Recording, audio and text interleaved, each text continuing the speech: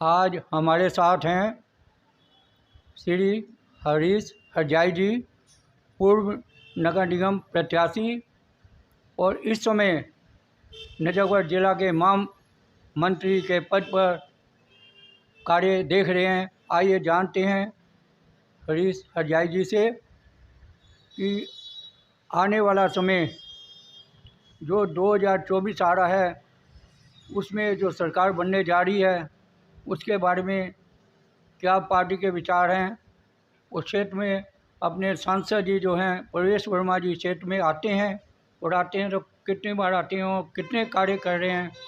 और सबसे पहले मैं हरीश हरजाई जी को दीपावली पर्व की बहुत बहुत शुभकामनाएं देता हूं।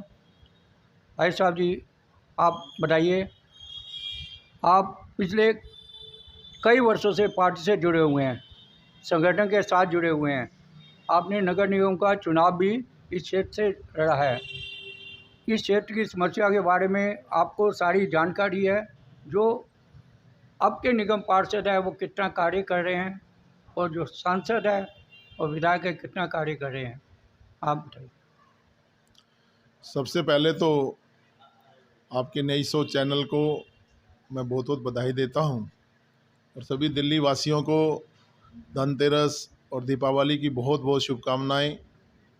ये दीपावली सभी के घर पर खुशियां लेकर आए और जिस तरीके से रात को आज आपने देखा कि दिल्ली को पोल्यूशन से मुक्ति मिली, प्रभु श्री राम जी का मैं शुक्रगुजार हूँ कि बारिश हुई और इस घुटी हुई सांस से जीवन हमें मिला, सही सांस लेने का सौभाग्य प्राप्त हुआ। तो मैं प्रभु राम के चरणों में भी उनसे आशीर्वाद लेना चाहता हूँ और प्रार्थना करता हूँ कि सदा सभी के साथ सहाय बने रहें, सभी के दुख को मिनटों में हर लें।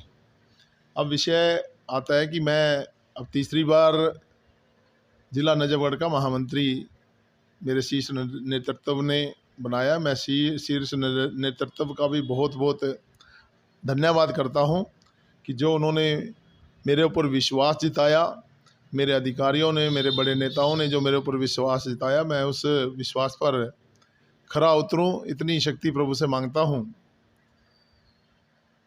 विषय आता है कि क्षेत्र में क्या चल रहा है। क्षेत्र में जो मर्जी चले, जो हमें जिम्मेवारी संगठन के नाते मिली है उस जिम्मेवारी को हम अच्छे से निभाएंगे। संगठन को इतनी मजबूती से खड़ा करेंगे कि आने वाला जो 2024 का चुनाव है पहले से भी ज़्यादा मतों से हम यहाँ से अपने ज़िले से अपने प्रत्याशी को जिताकर भेजेंगे और आने वाला 2025 का चुनाव में दिल्ली के अंदर भाजपा की सरकार बनने जा रही है। ये आज मैं आपको कहना चाहता हूँ। अब क्यों बनने चाह रही है?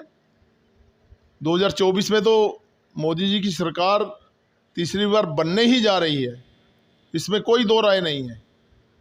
विनाश काले विपरीत बुद्धि आपने देखा होगा, जो इंडिया गठबंधन बना है उसके शीर्ष नेता जो बातें कर रहे हैं, जो कहते हैं कि मैं प्रधानमंत्री का दावेदार बनना चाहता हूं। कल आपने बिहार की विधानसभा में सुना होगा कि उस बिहार के मुख्यमंत्री ने उस विधानसभा के अंदर कैसे असभ्य तरीकों से बात रखी और देश की करोड़ों बहनों का अपमान किया। सभी का हृदय विदारक है और खून खोल रहा है कि ऐसी गंदी भाषा भी कोई इतना बड़ा नेता वो भी विधानसभा के पटल पर बोल सकता है। और आज एक और सुना, एक दलित मुख्यमंत्री को तू तड़ा करके बोलता हुआ, गाली देता हुआ वो व्यक्ति विधानसभा के अंदर देखा गया। अब जनता समझ चुकी है, जनता ने सोच लिया है कि पिछले 10 साल के अंदर जिस तरीके से देश का डंका विश्व के अंदर बजा है, आज हम देश के चारों कोनों में जाते हैं तो देखते हैं चारों तरफ विकास विकास विकास विकास की लहर दौड़ रही है। चारों तरफ नए हॉस्पिटल बन रहे हैं, एम्स बन रहे हैं, एयरपोर्ट बन रहे हैं, सड़कों का जाल बिछ चुका है। जहां 10-10 घंटे लगते थे, 2.5 घंटे के अंदर व्यक्ति वहां पर पहुंच जाता है। हमारा जिला नजफगढ़ पर आते हैं कि इस विकासपुरी विधानसभा में रहता हूं और यहां से 2017 में चुनाव लड़ा था, लेकिन आज आप गली में निकलोगे तो कूड़े के ढेर मिलेंगे।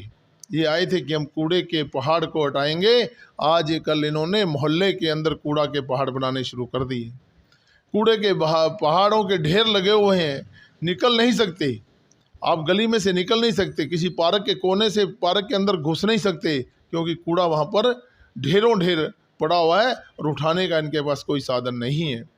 आज इस विकासपुरी विधानसभा के अंदर इस आम आदमी पार्टी केजरीवाल के जो गुर्गे हैं उनके अंदर किस तरीके से फूट चल रही है, उसकी वीडियो वायरल हो रही है, किस तरीके से आपस में ये लड़ रहे हैं। नया नया जो भोला चेहरा लेकर आए थे, तब इन्होंने, जनता ने इनके ऊपर विश्वास किया कि एक आम आदमी भोला चेहरा बनकर हमारे सामने आया है और एक तरफा वोट दे दिया। आज सारा की सारी दिल्ली ठगा हुआ महसूस कर रही है कि ये पढ़ा लिखा ठग, ये पढ़ा लिखा चोर किस तरीके से दिल्ली के ऊपर डकैती डालकर करोड़ों अरबों रुपए लेकर फरार होने की सोच रहे हैं। आज आप देखते हो कि इनकी कैबिनेट तिहाड़ जेल के अंदर चलने वाली है और वो खुद कहते हैं कि हम तो सुप्रीम कोर्ट से कहेंगे हमारी कैबिनेट तिहाड़ जेल से चले हैं, वहीं से मुख्यमंत्री पद चलाएंगे। तो विनाश काले विपरीत बुद्धि, दिल्ली वालों को तो 10 साल ठगे गए, लेकिन अब दिल्ली का बच्चा बच्चा समझ चुका है। आने वाले चुनाव में आप देखना भारतीय जनता पार्टी को किस तरीके से बहुमत मिलता है।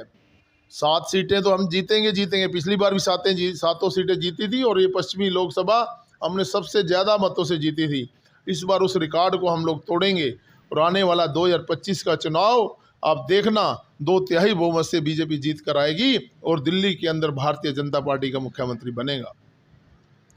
हम संगठन को मजबूत कर रहे हैं, घर घर जा रहे हैं हमारे कार्यकर्ता जिस तरीके से संगठन को मजबूत कर कर हर बूथ के ऊपर हमारी टोली 20-20 लोगों की, 15-15 लोगों की टोली तैयार हो रही है। और ये टोली जब तैयार होकर मैदान में उतरेगी तो आप देखना कि एक तरफा आपको भाजपा में नज़र आएगा और भारतीय जनता पार्टी शीर्ष पर पहुंचेगी दिल्ली के अंदर, और दिल्ली में भारतीय जनता पार्टी की सरकार बनने जा रही है। यही मैं कहना चाहता हूँ।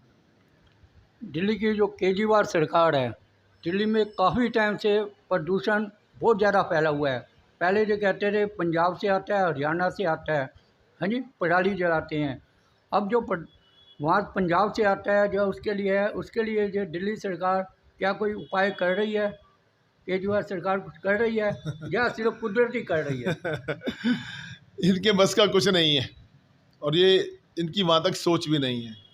इन्होंने तो ये देखा था कि हम जब दिल्ली के अंदर कोरोना चल रहा था, कोविड आया था, तब आपने देखा होगा इस मुख्यमंत्री ने हाथ खड़े कर दिए थे।